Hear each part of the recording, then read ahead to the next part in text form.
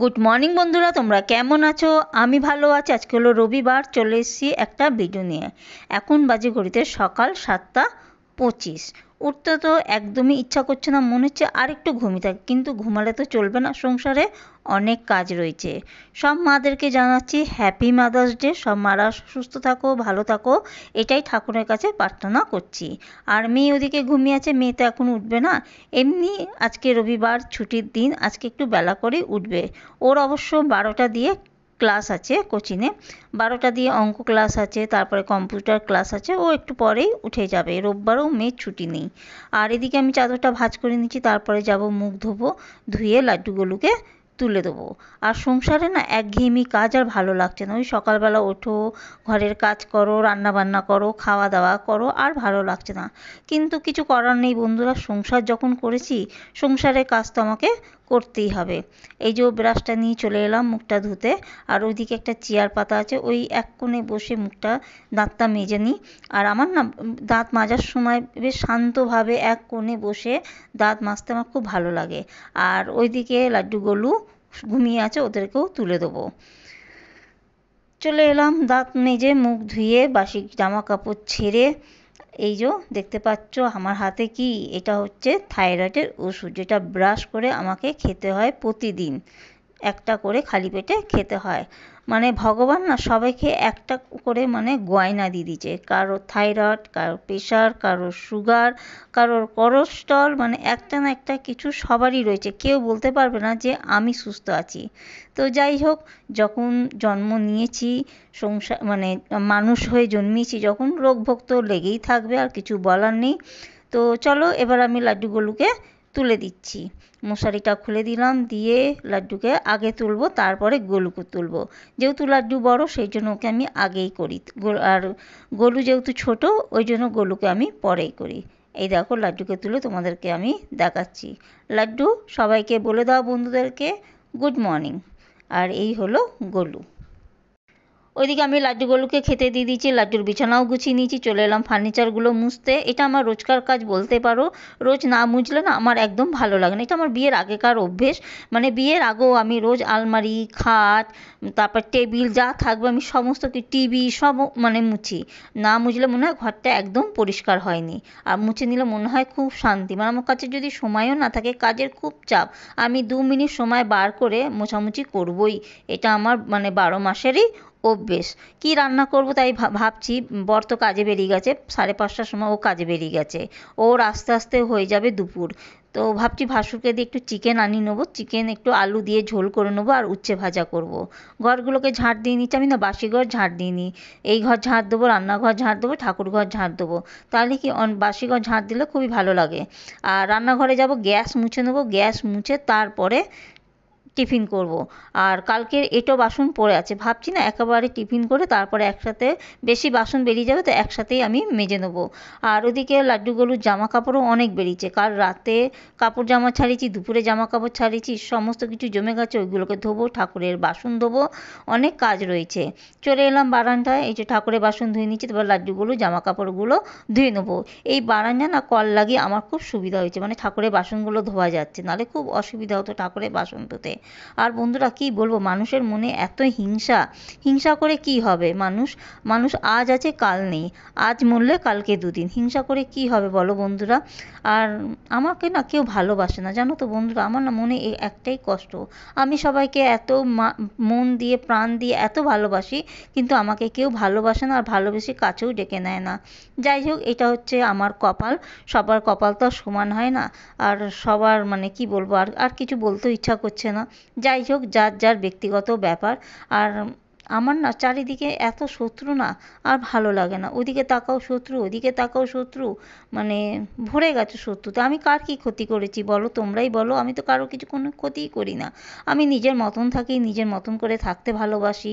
যাই হোক, না কারোর সাথে ঝগড়া করি, না কারোর সাথে মারপিট করি, কিছুই করি না। তবু মানুষের মনে আমার মানে আমার প্রতি এত হিংসা।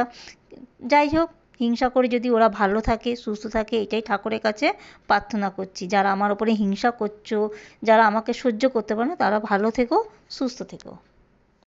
সকাল থেকে তোমাদের সাথে কথা বলার মতো আমি একদমই সময় পাচ্ছি না। এখন বাজে ঘড়িতে 9টা বাজতে 5 মিনিট বাকি। এখানে আমি টিফিন নিয়ে নিয়েছি, আর মেয়ের জন্য পাউরুটি সেঁকেছি। কালকে আমাদের নেমন্তন্ন ছিল শ্রাদ্ধ বাড়িতে, ওই যে আমাদের পাশে মারা গেছে, তো নেমন্তন্ন ছিল কালকে 15 দিন হলো, তো ওখানেই কচুরি দিয়েছিল, আমাদের খাবার দিয়ে দিয়েছিলো, দিনের খেয়ে এসেছি, রাতের খাবারও দিয়ে দিয়েছিলো, তো কচুরি বেঁচে গেছিলো বলে ওই কচুরি আর চা নিয়ে নিয়েছি, আর মেয়ের জন্য পাউরুটি সেঁকেছি।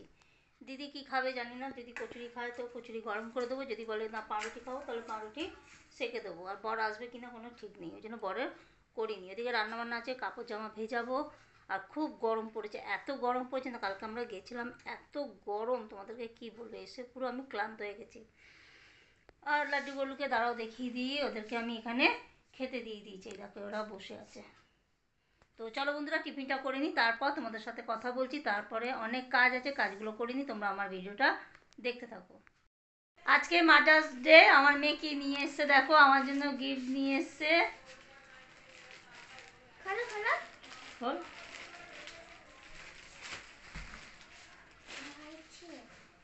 বাহ খুব সুন্দর, আমার জন্য একটা নাইটি নিয়ে এসছে।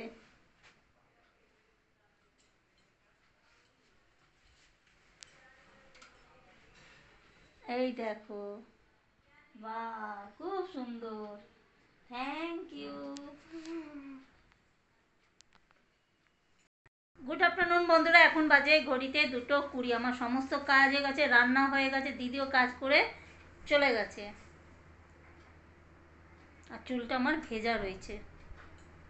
রান্না সেরকম কিছু করিনি, উচ্ছে ভাজা আর মাংস কষা, মানে চিকেন কষা করেছি, আর সেরকমভাবে কিছু করতে পারি না, ভাত করেছি। আর এই জায়গাটা তোমরা দেখতে পাচ্ছ, এই জায়গায় একটা আলমারি ছিল, কাঁচের আলমারি, ওইটা ওই ঘরে দিয়েছি, কারণ এইটা হওয়ার পর থেকে না এখানে যাওয়া আসার খুব অসুবিধা হচ্ছিল, ওই জন্য ওটাকে সরিয়ে দিয়েছি। তারপরে এই যে আমার লাড্ডুগুলো শোয় এখানটায়, মানে এই টেবিলে এটা রাখার খুব অসুবিধা হচ্ছিল, ওই জন্য ওটা সরিয়ে দিয়েছি, টেবিলটা ওদিকে দিয়ে দিয়েছি।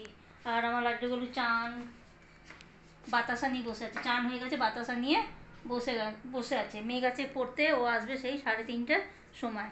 বর এখানে ঘুমিয়ে আছে, খাওয়া দাওয়া হয়ে গেছে, যাবে আবার কাজে। 5টার সময় বেরিয়েছিল, এলো তখন কটার সময়, 11টা না 11:30টার সময় এলো, আবার ম্যাডাম ফোন করেছে, আবার বেরিয়ে যেতে হবে, সেই জন্য একটু ভাত খেয়ে রেস্ট নিয়ে নিচ্ছে। আমি ভাবছি খাবো এখন না মেয়ে আসলে খাবো, তাই ভাবছি। আর মেয়ে আস্তে আস্তে সেই বাজবে 3:45, 3:30 ছুটি হবে, আস্তে আস্তে 3:45, মানে জামা কাপড় ছাড়বে, মুখ হাত পা ধোবে, কোথাও তো 3:45। এবার অত অবেলায় খেলে না আমার মানে হজম হবে না, ওই জন্য ভাবছি আমি খেয়ে নিই। মেয়ে চলে এসছে টিউশন থেকে, এখন বাজে ঘড়িতে 4টে, এখন এসে খেতে বসলো। ও চিকেনটা ভালো হয়েছে ও। হুম হুম। আফটারনুন বন্ধুরা, এখন বাজে ঘড়িতে 6:45। এই যে দেখো কত জামা কাপড় কেচেছে আজকে দিদি, আমি বললাম অল্প করে কাচো, কিন্তু অনেকটাই কেচেছে, অর্ধেকটা আমি ভাঁজ করে রেখে দিয়েছি, আর অর্ধেকটা এখনো ভাঁজ করছি। আর এদিকে লাড্ডুগুলোকে খেতে দিয়ে দিয়েছি চিড়ে, চিড়ে ভাজা। সব সময় কি আর কাজু কিশমিশ খেতে ভালো লাগে? বন্ধুদেরকে বলে দাও, একটু তো মাঝে মাঝে চিড়ে খেতেও ইচ্ছা করে, ঠিক কি না? রাতে আর সেরকম রান্নাবান্না কিছু করার নেই, ভাত আছে, মাংস আছে। আর মেয়ে আর জায়ের 2 মেয়ে গেছে ঘুরতে, আর যে মাদার্স ডেতে ওরা ঘুরতে গেছে, আর আমরা ঘরে কাজ করছি, এই হলো ব্যাপার। আর মনটাও খারাপ, আমার মায়ের জন্য তো কিছু করতে পারি না, আর এত দূরে বাড়ি, আজ মাদার্স ডে কিছুই করতে পারলাম না, এই এই জন্য মনটা আজকে ভালো লাগছে না।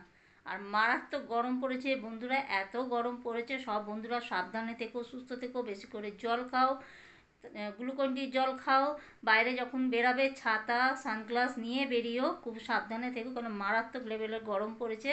ছাতা না নিয়ে কেউ কোনো বন্ধুরা কিন্তু রাস্তায় বেরিও না, আর বেশি করে জল খাও, ডাবের জল খাও, গ্লুকন ডি খাও, এইসব খাওয়া দাওয়া করো, ঠিক আছে।